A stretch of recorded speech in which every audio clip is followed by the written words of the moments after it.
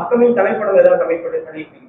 நிறைய ஸ்கிரிப்ட்ஸ் கேட்டிருக்கேன் அண்ட் ஒஃபிஷியலா இப்போ எதுவுமே நான் அனௌன்ஸ் பண்ண முடியாது. ஆனால் அப்டேட்ஸ் வரும்.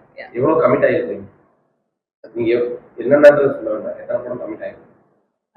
அதாங்க ஒஃபிஷியல் அவங்க அனௌன்ஸ் பண்ணும்போது தான் அது பார்க்கறதுக்கு நல்லா இருக்கும். ஸோ நானா எதுவும் யூத்துக்கு ட்ரெண்டா இருக்கீங்கன்னா யூத்துக்கு ஏதாவது your advice, I think from your experience in the industry ஏதாவது ஷேர் பண்ணுங்க.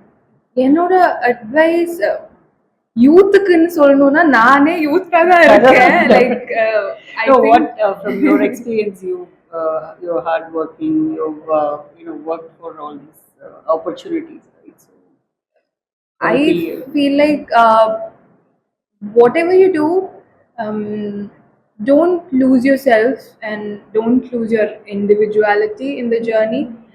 உங்களுக்கு என்ன பண்ணணுமோ அது என்ன கோலா இருந்தாலும் என்ன ட்ரீமா இருந்தாலும் அந்த ஜேர்னில உங்களை மட்டும் லூஸ் பண்ணிடாதுங்க. Whatever it is, dream big and keep going for it. பொதுவாகவே ஒரு சோசியல் மீடியாவில் டக்குனு ட்ரெண்டாக அதிகமாக நிற்குது. ஏன்னா ஃபர்ஸ்ட் படமும் ஈஸியாக ட்ரெண்ட் ஆகுது. இப்போ அந்த பாட்டுமே ட்ரெண்ட்.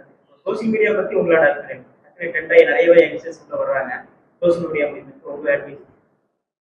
எனக்கு என்னன்னா, ஃபார் மீ பர்சனலி என்னோட சோஷியல் மீடியா அக்கௌண்ட்ஸாக இருந்தாலும் பேஜஸாக இருந்தாலும் என்னோட ஒர்க்கோட பை ப்ராடக்ட் அது.